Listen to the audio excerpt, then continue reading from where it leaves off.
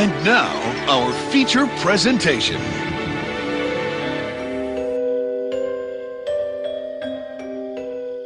I like it spooky.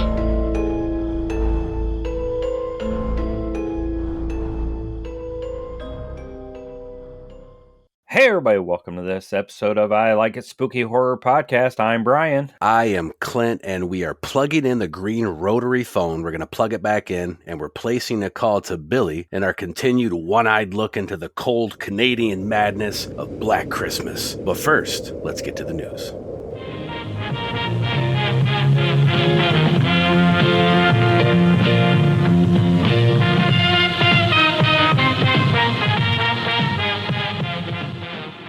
So I got a couple news episodes here, and the first one, both of them are actually from iHorror.com, which fits into this episode because their logo is a one-eyed iHorror. I just now am noticing that. Maybe it's influence from Billy from Black Christmas. So the first one is A Bloody Axe Wound, a Jeffrey Dean Morgan horror comedy, releases its trailer this month. And it looks like the killer's got a machete, kind of a wooden mask, but a burlap sack over his head. It says The Bloody Axe Wound has been released, the trailer. Yeah, it looks fun. I wonder if since he played Negan, because he's been in several things before that, but now that he's been Negan, I wonder if whenever anybody looks at him, they're just going to see Negan, no matter if he's doing a rom-com or a slasher film or whatever. So yeah, I don't know if he's the killer, but the director is Matthew John Lawrence, who did Uncle Peckerhead, and it explores what happens when a teenager struggles with her family's gruesome legacy of filming real-life murders. I think Peckerhead was pretty gory, wasn't it? I didn't see it. Yeah, I haven't seen that one either, but yeah, I think it was pretty gory. The film follows Abby, a teen caught between the demands of her murderous family business and her own personal awakening. As Abby navigates the complications of her first crush, she begins to question her family's violent traditions, leading to a clash of bloodshed and identity. Sounds involved. And of course, you can check out the trailer on iHorror.com. It's from RLJE Films, which is, they do a lot of the Shudder stuff. So they have some pretty good stuff. They also re-release a lot of cool old stuff. Like last year about this time, I finally sat down and went back and watched the entire, I think it was 2 seasons, but they were like 18 episodes a season or whatever of Crime Story.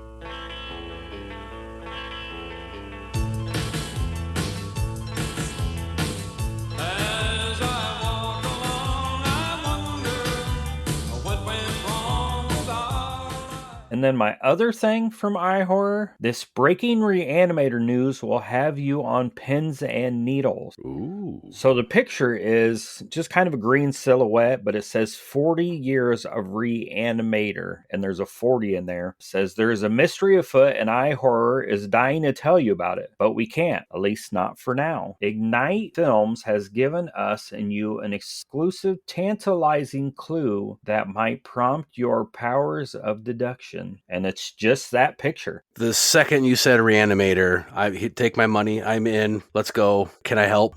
Like, they have to see all of these old franchises being kind of reignited through legacy. The second you said that, I thought, The Substance just came out, which I haven't seen. I know you've seen it, but just based off the imagery, I kind of get the impression that it could fit in that Reanimator kind of universe. So I wonder if maybe they saw the success of that and thought, hey, fuck it, let's pull the trigger and do Reanimator Part 4. The other thing, if you go further down in the article, it says Ignite Films and Eagle Rock Pictures have teamed up to launch an award-winning home video label dedicated to restoring and preserving classic films for collectors and future generations. So I don't know if Reanimator's getting a new movie or a new box set or a restoration. That's one of those films that I don't know if it's got a decent release.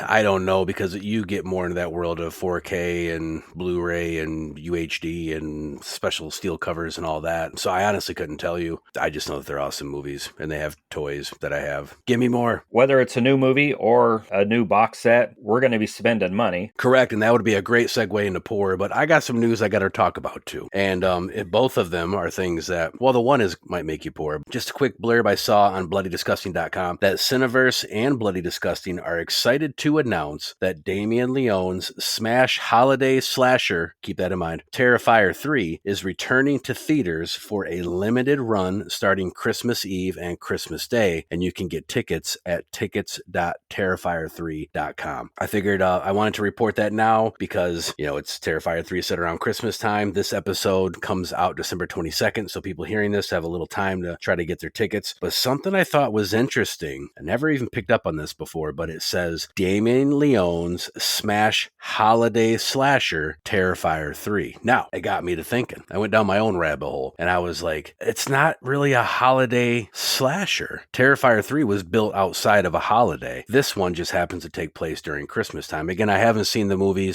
but when I read that, I thought, I wonder if they saw the success of Thanksgiving from Eli Roth, which kind of has the potential to reignite that holiday, actual real deal holiday slasher that's centered around not just happens during, like Die Hard happens during Christmas, so it's a Christmas movie kind of thing, or Cobra, I think, happens during Christmas, so it's a Christmas movie. So I just wonder if that's why they released it and put Art the Clown as Santa. Well, I don't know what your next blurb is. I think I'll wait to see what that is. Is it Terrifier related? No, it's not. So what I saw this week from Terrifier, maybe fans that Terrifier 4... It's supposed to be in outer space?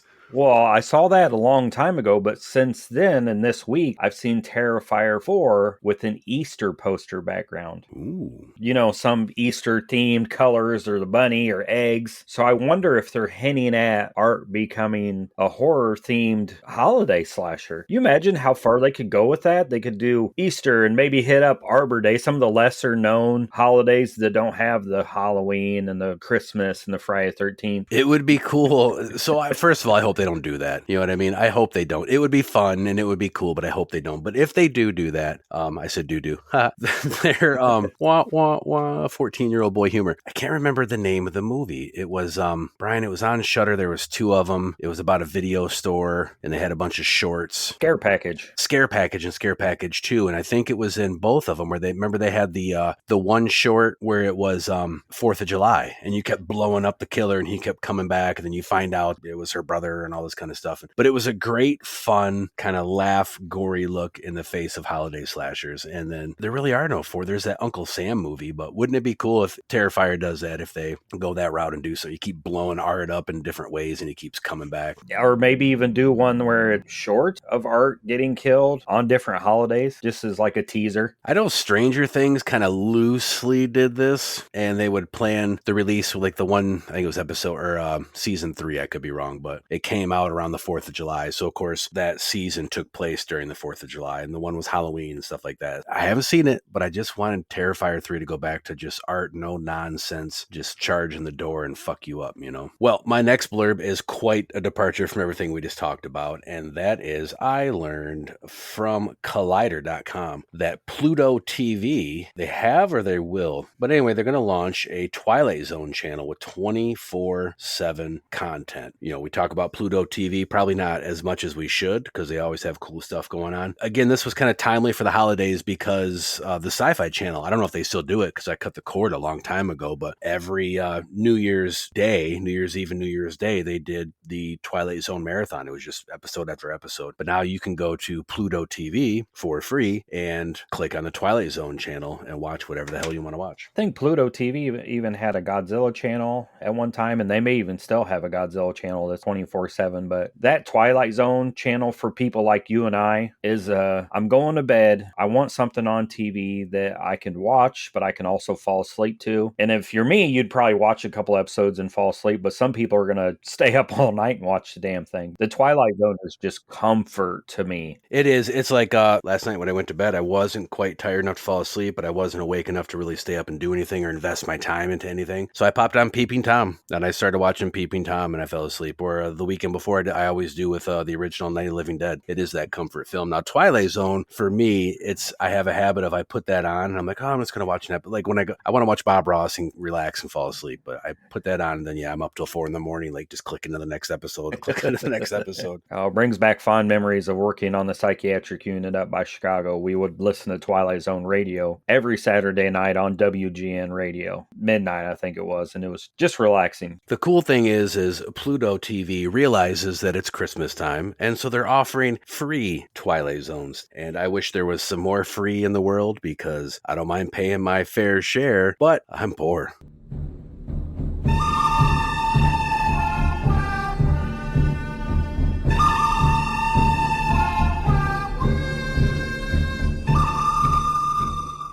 So on this episode of Why Are We Poor, I haven't showed movies or shared movies for a while, so I figured it's Black Friday. Shopping just got over and people are starting to get their stuff in from Black Friday, or maybe they've had a couple Christmases and gotten some stuff. I've seen it all come through UPS. Whew, Jesus. So the first thing is, this is from Vinegar Syndrome, Congo. Remember this movie about the monkeys or the apes? Yeah. And this is in a far outside of my bag. The artwork's nice. Cannibal the Musical. I love that movie. I haven't seen that in years. Sold out pretty well with the slipcover. It's got a hardcover and then a book. Now that I think about it, besides like the remake of Annie, I think it's the last musical that I've even been aware of. And then this was my subscriber stuff. This one looks fun. Blood Tracks. Looks like a vampire biting the neck in the snow, and that looks like Elvira's hot sister who plays guitar. Oh, it looks like one of the Hex girls from Scooby-Doo. Is that Sliver? Sliver, yeah. Yeah, okay. Now I know what it is. I've heard of that, but I'm not for sure what it is. What's that from? These are all from Vinegar Syndrome. Vinegar Syndrome, okay. It's a Paramount movie. It's got the Paramount logo on it. I mean, even Sliver has the Paramount logo on it. So it looks like they're getting a bunch of old Paramount stuff and re-releasing it. Our friend Justin Beam, I'm a Patreon supporter of his. He's teasing something big for his company, Reverend Entertainment, that's going to change everything that he does. The second you said Paramount, I thought the same thing. Yeah, and I'm just like, oh, would that be cool if he starts working with, Vinegar Syndrome and does a side label of Paramount stuff for them. What's the other company he works for? Shout Factory does a lot of Paramount stuff too. I'm very curious to hear what it's going to be, because I got the impression that it was out, because he's worked with TerraVision and like you say Paramount and Shout Factory or Scream Factory, and I just got the impression that it's something different. And then they sent me a Congo sticker and a popcorn bag. Popcorn bag's cool. And then I did order from our friends at Severin. I'm waiting on that shipment to come in, so that'll be something I'll be sharing eventually. Got some cards from Super 7 I'll share later, and some Fright Rags cards. You won't be getting that because I actually saw it come through UPS and I just took it.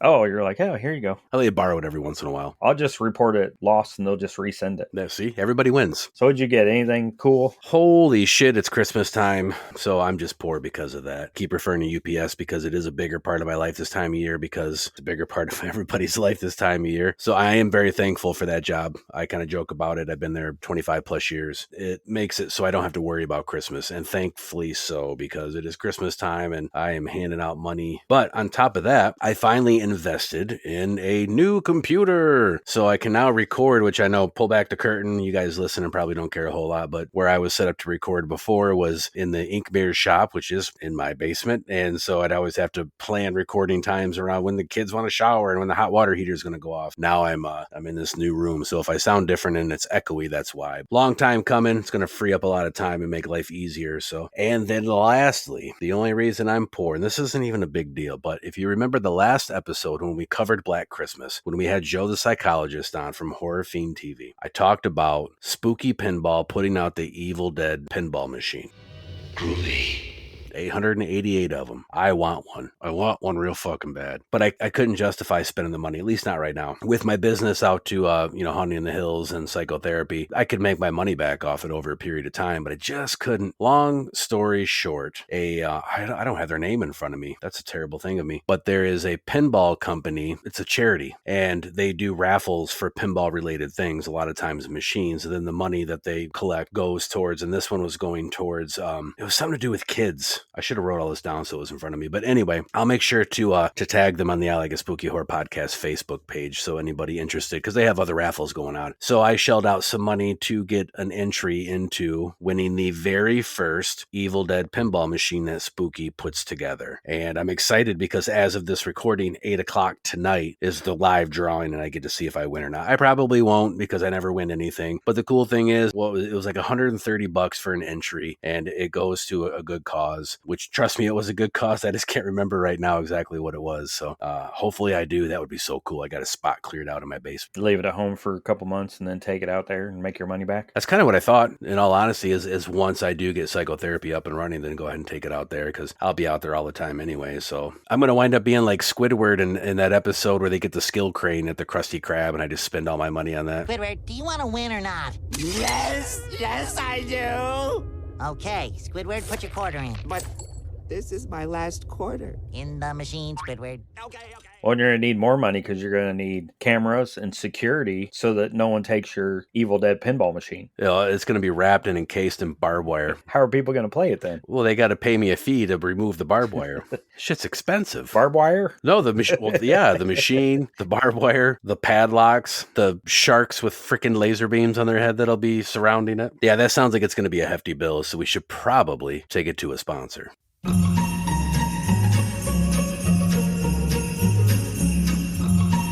Ho, ho, ho! Merry Christmas, everybody! Cool. Well, it's that time of year again when you, my friends, get to shell out all your hard-earned cash buying presents for people you don't even like. Why not buy them? The I Like It Spooky Horror Podcast promotional bundle, which includes 2 t-shirts, a 1 1/4-inch button, a round 3-inch sticker, a round 3-inch magnet, and an official I Like It Spooky Horror Podcast matchbook. Grab your spooky bundle while supplies last over at inkmirrors.com. It's the perfect gift for that special someone or something.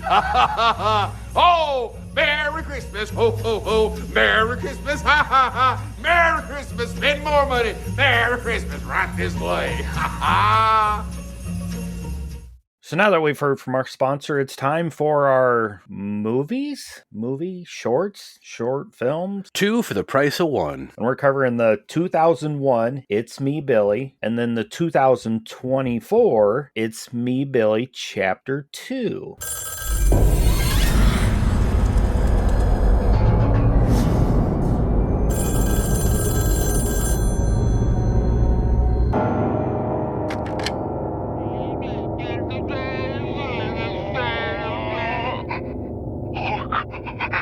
Hello? Please help me. Make it stop.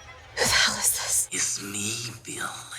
It's Me, Billy is hands down. I've said it a million times. I'll say it a million more. It is the best fan film I have ever seen. And so for people who haven't seen it or don't know what it is, It's Me, Billy and It's Me, Billy 2 are free on YouTube fan films, but they are unofficial sequels to the movie we covered last episode with Joe the Psychologist from Horror Fiend TV, and that is Black Christmas. Now, real quick, we attempted to get co-writer, co-director, and voice of Billy, Dave McRae, on the show, but scheduling conflicts blocked our call. Dad jokes rule. We unfortunately couldn't set a time that worked for all of us. But another way you can see Dave is by watching the Nightmare on Elm Street new Nightmare fan film Dylan's Nightmare, also free on YouTube, in which Dave plays a very believable Freddy Krueger. Have you seen that yet, Brian? No, I haven't seen that. I'm saving it because I think we're going to bring Dave on eventually. That's something we could watch and talk about. It's a great idea. Agree completely. So to direct people to see that now before we do get a chance to catch up with him down the road and bring him on, the Freddy he plays in there, it's not so much the wisecracking, kind of mainstream Fred, but it's more the dark New Nightmare version, which is the world that fan film lives in. So definitely go check out Dylan's Nightmare, but not before you check out It's Me, Billy, the best fan film ever made, and It's Me, Billy 2. So It's Me, Billy follows the granddaughter of Jess from the original film.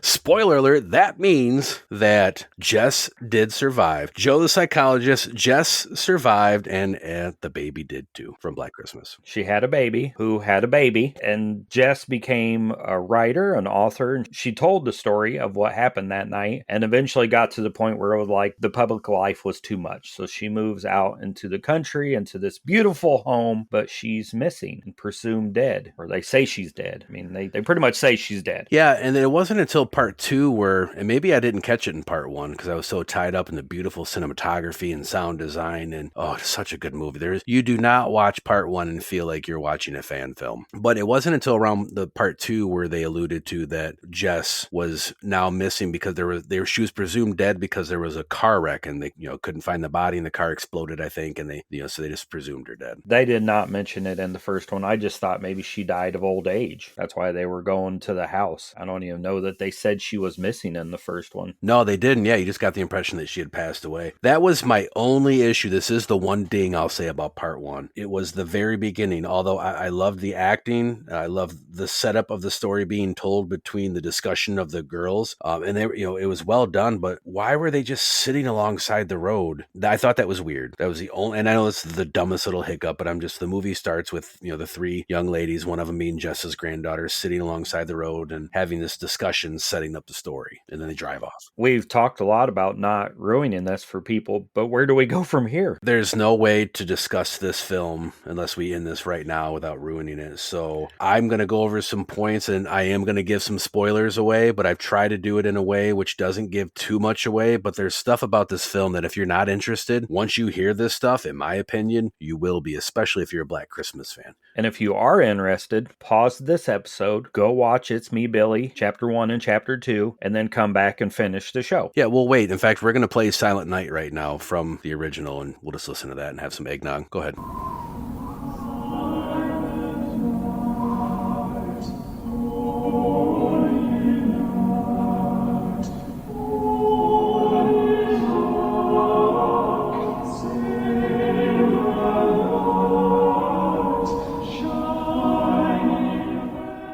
Okay, now that you've seen the fan films, this isn't going to be so much of a spoiler. Before we get into kind of the discussion, the breakdown of the film, I just want to talk about that I saw on the Internet Movie Database that It's Me, Billy, the first one, was nominated for Best Cinematography in the Dramatic Short category at the 65th Annual Canadian Society of Cinematographers. That's a big deal. Now that you've paused the podcast here and went and watched it, you have to agree. It's beautiful. Just beautiful. Yeah, it's beautiful. It's well written. It's well acted. It's not a short. It's not an indie film to me. I mean, if you put these two together, it plays like a studio movie. It does. And it's interesting. So Rebecca's brother just sent us, or actually I think he gave it to us when he was here last. We finally watched it a couple nights ago. I forget what it's called, but it's like the Master Pumpkin Cut or whatever. But it's Halloween and Halloween 2 with all of the additional scenes that were put in there for TV, all edited together in one movie. And it was kind of fun to watch the seamless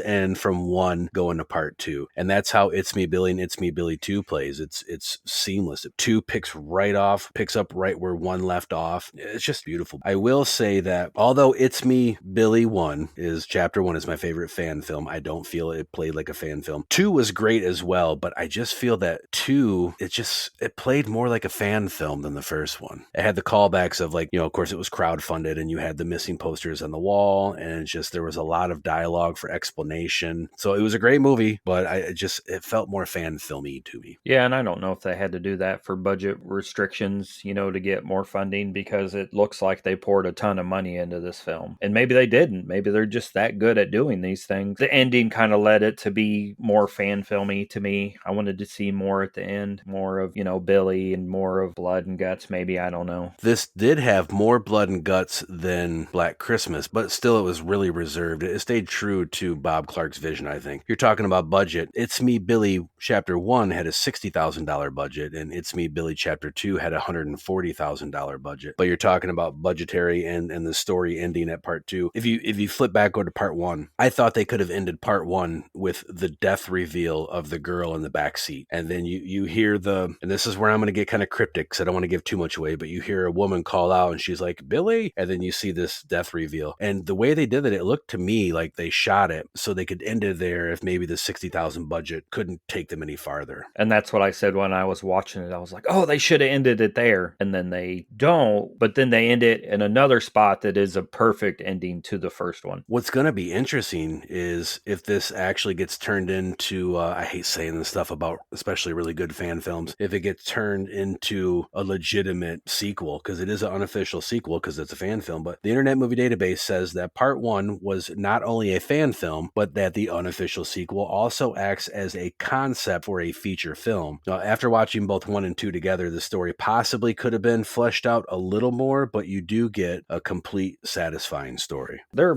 an hour and 42 and 40 some, so like an hour and 20 some minutes with the credits. So you could add maybe another 20 minutes of story or something in there, and you're still under 2 hours. You're maybe an hour and 40 minutes, which is plenty long. One of the things that I wouldn't say it's a disservice just for you and I, but we're in the world of fan films and we know about a lot of things, is to where the missing posters in a movie, like if this was a movie, would be people's family members from the cast or the cast that's not on scene, the cameraman or something. We know those are people that more than likely paid to have their face on the posters, and a lot of people wouldn't know that. To us, we see it and we know what it is, but most people are going to see it and just be like, oh, random pictures of people on a wall. Yeah, that's true. Yeah. So this isn't much of a spoiler alert, but I will let you know that there was so much detail in the sound design. I thought very much in Black Christmas that the snowy wind was very much a character of the film, and it was it was very present. And also the ominous piano sound score, it kicks in the second we see through the killer's eyes looking into the house in part 1. And that brings me to something I didn't get a chance to bring up last episode when we talked about Black Christmas, but I thought it was a phenomenal artistic choice of Bob Clark to choose that off-key, almost like sinister piano music to represent the killer in the original, because Jess's boyfriend, who is portrayed as the possible killer in that movie, is a stressed out pianist, and you see his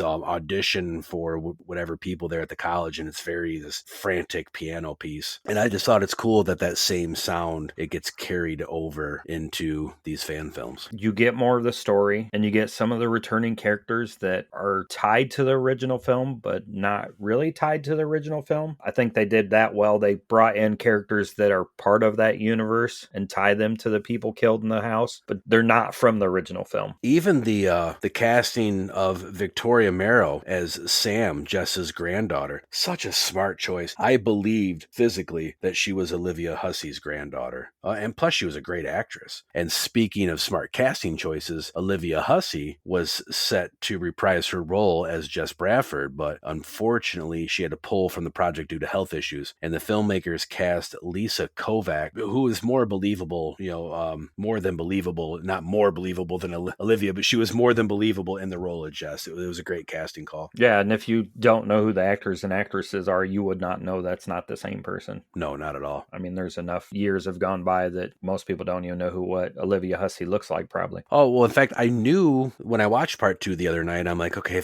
but I didn't know all the details. I was like, I think she had to pull out, but I can't remember. And so then I'm watching, I'm like, wait, is that her? Did she pull out? No, you're right. I didn't know because I wasn't for sure. They also cast, this was a great call, Lynn Griffin, who played Claire in the original 1974 Black Christmas. She was, of course, who was suffocated and put in the rocking chair in the attic, the iconic poster. Well, she now plays her sister in It's Me, Billy, too. Maybe they were twins. No, not really. But yeah, that was great casting. And she was so good. She's probably my second favorite character. My favorite character is the detective. That one scene, the detective, she goes to talk to the detective about Jess still being alive. And I just was like, this guy's fucking great. It's every detective in every horror film. No, she's dead. I was just like, this is so good. He didn't give a shit. Later on, there's a scene that you would think he would get out of his vehicle to go address some issues going on. And he just sits there. He just sits in the car. He's like, no, I'm not getting out. I know this is a bunch of shit going on here, but here's another little ding. I thought her character was given too much dialogue that posed as explanation to fill us in on the last 50 years. But I mean, rightfully so, since she's a legacy character and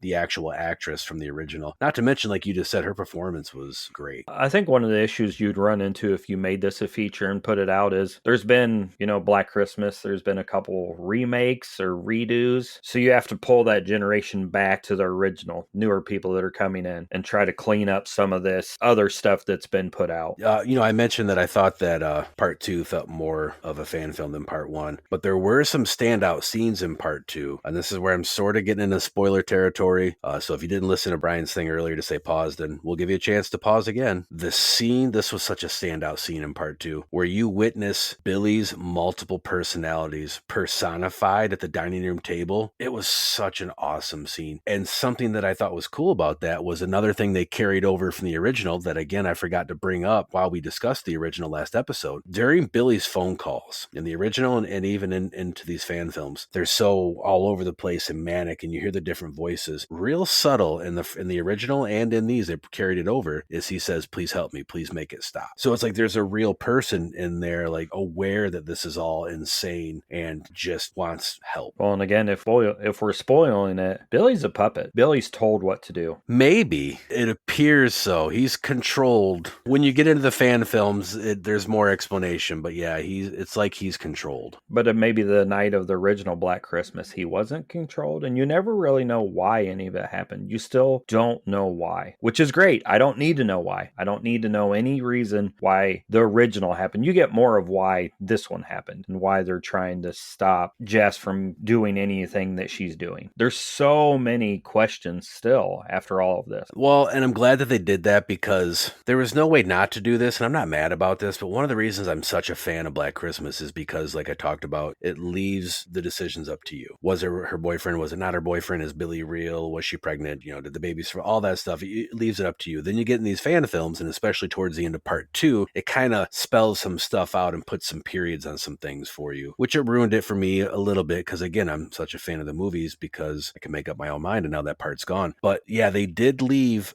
enough mystery to where they could go into a third fan film, or they could do maybe perhaps like a prequel between Black Christmas and It's Me Billy 1, because there's things that are referred to in the story, like a scene where he was picked up and found naked, covered in blow. Say hello to my little friend. Yeah, That's White Christmas. naked, covered in blood in the snow, and then taken to a psychiatric ward. So what happened during those 50 years between movie 1 and movie 2? And who is this woman character? Is it his sister? Yeah, they left it open with enough mystery. So Yeah, because at the end of the chapter 2, is Billy alive? you have to think no. I don't want to spoil this either, but I do want to say towards the end of It's Me Billy 2, there's a scene. There's a fight scene and potentially a death scene, but we don't really know. But what I think is interesting is all you ever see of Billy throughout this whole franchise is one eye. So I thought that the choice they made in that scene was really cool because there's one eye. But you don't see his body. Nope. And it's taken the police 40 minutes or something like that to get to the house. Hey, the detective doesn't want to even get out of the car. You never see a dead Billy rolled out on a gurney. No, but something I did catch is I watched to the end of the credits and you don't hear the phone ring. Well, like they chopped all the phones up. Yeah, no shit. Again, Brian, you and I talked before we hit record about trying not to spoil this movie for people, and it's really hard. But I do want to say there are a ton of callbacks. I'm not going to spell them all out. I just want to say that if you're a fan of Black Christmas, watch these movies. You will be thrilled. It's just jam-packed full of callbacks to the original. You can have a lot of fun looking for all the Easter eggs. There are many, both visually and verbally in the dialogue. If you are a fan of Black Christmas or slashers in general, watch Black Christmas and then follow it up with these two. It's a perfect Saturday night during the holidays or a Friday night during the holidays. You're 3 hours in with all three, somewhere around there? What's an hour and a half? And I suck at math. You know that. That's why I'm poor. Yeah, it's something like that. It's all fucking entertaining. I can tell you that much. Definitely something you should watch. Probably the weirdest thing about when I watched It's Me Billy 2 is, so I watched 1, I'm on YouTube, and it just went right into 2 for me. But then when 2 ended, it went straight to the SpongeBob Out of Water movie. That is weird. What? Yeah. Not even like a SpongeBob Christmas or anything, huh? It's Christmas. Be a jerk. It's Christmas.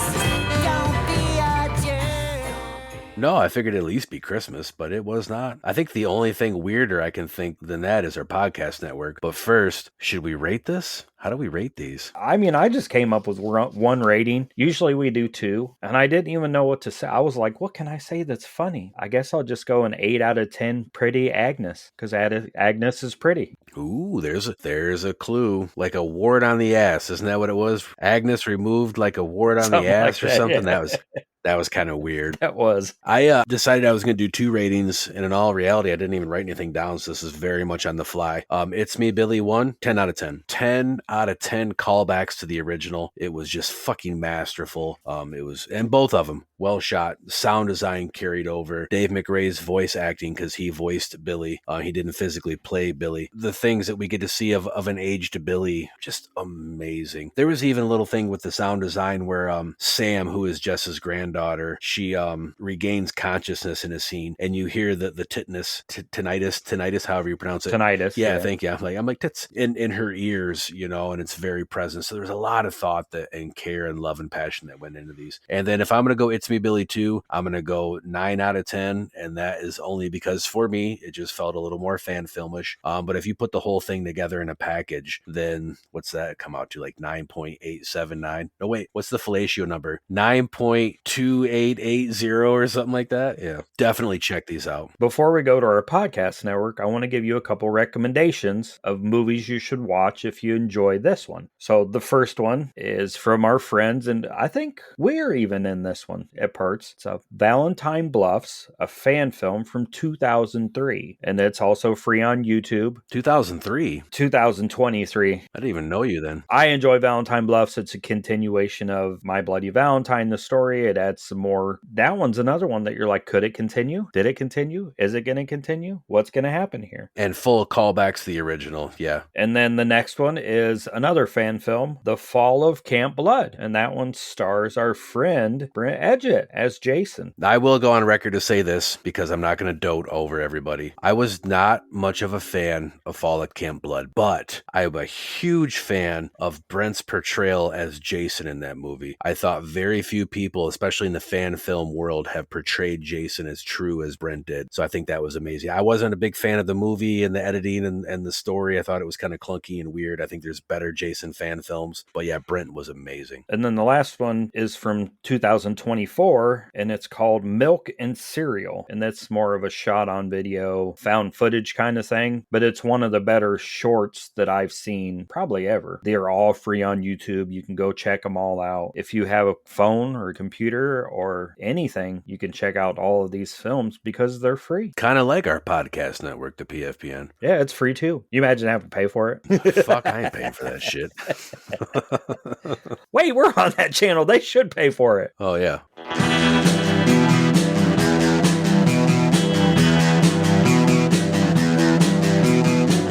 You're listening to the Prescribed Films Podcast Network, home to hundreds of hours of free podcast entertainment. The shows on this network all have a common goal, providing you with the best discussions about movies and other forms of entertainment media. The PFPN hopes to fill your earholes with audio joy. Visit our website with links to all the other amazing shows at www.thepfpn.com. Thanks for listening.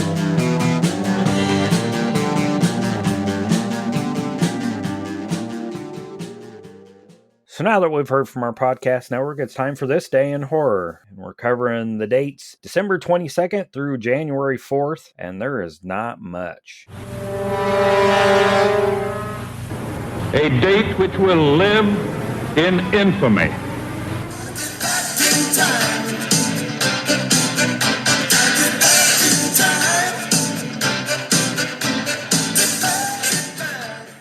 In 1932, you get The Mummy, starring Boris Karloff, and it's the first Mummy's Curse horror film, so that's important. In 1933, you get Son of Kong. In 1944, you get The Mummy's Curse, so another Mummy movie. And in 1995, you get Dracula Dead and Loving It. Did you notice, because the last episode, I think The Wolfman you said came out, it seems like Universal released all their movies in December. And then there was two Wolfmans on that one. On December 26th, you get Rodon in 1956. And then in 1973, you get The Exorcist, which is based on a screenplay by William Beatty Blatty, rated X. Yeah, and that released The Exorcist. It was either Christmas Eve or Christmas Day. It was the day after, yeah. And it's the first horror film to be nominated for Best Picture. And then in 1980, you get Maniac. That's fun. Oh, yeah. I watched that not too long ago. I was like, this is fucking weird, but I like it. I love it too. And then actually the remake with Elijah Burke was really good as well. Oh, with Elijah Wood? Yeah, Joe Spinell, who played the original Maniac, is just amazing. And you might, if you don't know what we're talking about, Joe Spinell had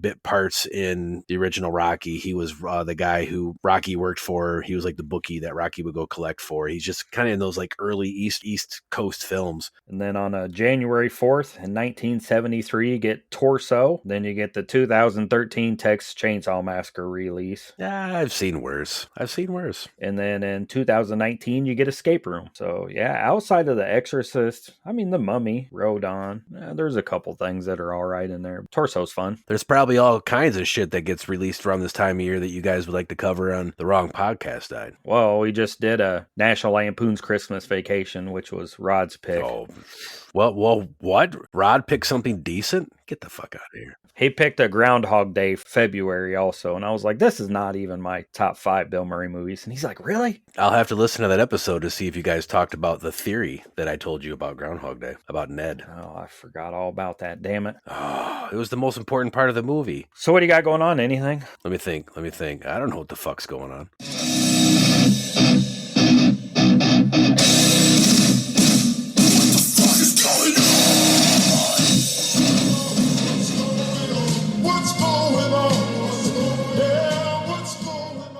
So I don't have really anything going on. Loser. I mean, it's Christmas time. I'll be spending it with my family. There are a couple conventions coming up early in January. So if we tell you about them now, you have time to make your plans and go spend your Christmas money. We got Days of the Dead Los Angeles. That's January 17th through the 19th. The Plaza Hotel and Casino in Las Vegas. And then Tampa Bay Screams is the 19th. And that's in Clearwater, Florida at the Roadhouse and Museum. And then a Creep Eye Econ is in Canada, January 31st through February 2nd at the Ontario Convention Center in Ontario, Canada. And then we get into February and it starts to pick up. Everybody will be poor and spending all their money at conventions. I just plan on staying home as much as I can and watching some horror movies and trying to stay off the internet and buying stuff. Yeah, don't be like Joe from Horror Fiend TV and get drunk and just get an Amazon and wake up the next day and go, what did I just do? What did I just buy? I guess that's maybe a good thing for us horror fans. A lot of the stuff that we buy isn't on Amazon. That's true. Yeah, we're maybe a couple websites removed from Amazon. We're like the dark side of Amazon, like the dark web. We're like the dark Amazon. So what do you got going on? You know, I'm kind of like you, not a whole lot. It's by the time this episode comes out, it's like a couple days before Christmas, and so peak at UPS is kind of slowing down, pushing forward with stuff. I'm in the middle of redoing the costume room and makeup area at Haunting the Hills. I've assembled a new team. That's something I haven't talked about. I have enhanced and expanded the creative and build team. I'm very excited about the people that I brought on board. They bring with them theater experience and business experience and event experience, haunt experience outside of things that I'm, my wheelhouse, what I'm used to doing. So really excited about that. And I've got an event in the works coming up out to Haunting in the Hills, June 21st, 2025, which I know is a ways away, but I bring it up now because I'm focusing on getting that all planned and penned out. So I don't want to give too much about it away just yet because I don't have contracts signed or anything, but so that's going to take up some of my time. Come to find out, Haunting in the Hills, before I came along, they don't even have like a Google page. They just operate off a Facebook page. So I'm going to be spending some time at the computer, getting, just some technical stuff for them so we can be found. There were people who lived down the road who were like, I didn't know this fucking place existed. Last season, I put as far as the haunt side, I put work into throwing up fireworks and cutting down trees. Well, I didn't cut them. My business partner had someone do it. Letting people know the place is there and there's changes and bringing about the interest. And now it's time to get to the technical side and the heavy override side, kind of a maximum override of what we're going to be doing out there and put it into full gear. Maybe that was a clue. Teaser. I do want to talk about one show coming up. And again, this is a little ways off, but I mentioned it last episode, but it wasn't in front of me. And that is Dead of Winter Horror Festival 2025. It takes place at Mechanics Hall in Worcester, Massachusetts. That's February 22nd and 23rd, 2025, Dead of Winter Horror Festival. And I know about that because the Toxic Punks and the Toxic Angels are going to be there. So you can go to their sites on Facebook to find out more information about that. And other than that, it's just keep churning out all the great stuff that we do here on the I Like a Spooky Horror podcast. I've kind of planted a seed in Brian's head about maybe doing another fucking show. So who knows? We might be doing that. You might get something every damn day from us. I feel like you do. If you go to our YouTube page or our Spotify page or any of our social stuff, there's something every day. No, and I feel that it's something, a little something for everybody. At least I hope it is. And you know what? If there's something that you guys want to see from us or hear from us that we're not thinking about, unless your name is Chris Thurman or Tony, I don't know Tony's last name, then send us a suggestion. Email us at ilikeaspookypod@gmail.com or get a hold of Brian or myself or the I Like a Spooky Horror Podcast Facebook page. Let us know what's going on. Yeah, I'm very excited. I think we've kind of been bouncing ideas off each other too about stuff at Haunting in the Hills. I can't make the one thing that's going on in June. I'll be in South Dakota for Finley's National Tumbling Meet if she makes it. I guess if she doesn't make the event, then maybe I can come. Either way, we win. That just means that I will have to plant seeds so we can get another thing going on up there so that we can come. Because we love our trips to Michigan, especially in the summer. I mean, we had such a blast last year, going to the lake and the zoo and all these other cool things. I would maybe summer in Michigan and winter somewhere else, because we've had like half an inch of snow and you guys have got blasted already. Yeah, it's been cold more than anything. It went from 50 to fucking 20. Now today as we record, I think it's like 48 out. So when we get done, I'm going to go drain the hot tub finally, because it's sort of warm enough to do it. No, there's always cool stuff going on in Michigan. We're just fucking getting started out to hunting in the hills. I'll throw this out there because I mentioned it to Brian. I can't say what because I don't think it's been officially announced yet, but I was talking with Daniel Brown, who we interviewed here, I don't know, about 8 months ago or so on the I Like It Spooky Horror podcast. He's one of the showrunners of Motor City Nightmares that happens in Novi, Michigan. That's the end of July every year. And he told me the cast reunion that they're working on, which is going to be exciting for people like Brian who like cans of slop. I love slop. God damn. Well, don't forget to like and subscribe to the I Like It Spooky Horror podcast wherever you get your podcast. Check out all of our socials. Come back for Indie Spotlight, Generational Trauma. Well, that's coming up at the end of the month, right? There'll be a new... Wait, yeah, that's right. Let me look at my calendar. Yeah, so this episode comes out Sunday the 22nd and the 4th Tuesday. Oh my God. So Generational Trauma comes out... Let me look at this again. You're going to be getting a Christmas gift because, oh yeah, Generational Trauma episode 2 comes out Christmas Eve. Merry Christmas, motherfuckers. Generational Trauma, Indie Spotlight, The Wrong Podcast Died, Appendages, our YouTube, our Facebook, our Twitter, our Instagram, our Threads, our TikTok, all these places. And send us some money. We're poor. You can write it off, right? As a Christmas gift. I don't know how that works, but donation. We should set ourselves up as a 501 nonprofit? The Foundation for Missing and Exploited Podcasters.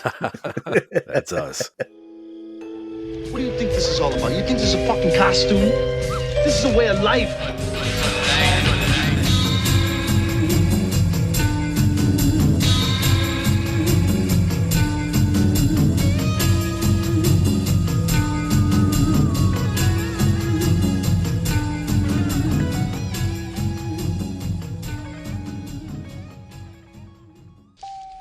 Yippee-ki-yay, motherfucker. Die Hard is not a Christmas movie. It's a goddamn Bruce Willis movie. So a yippee-ki-yay to all of you motherfuckers. Good night!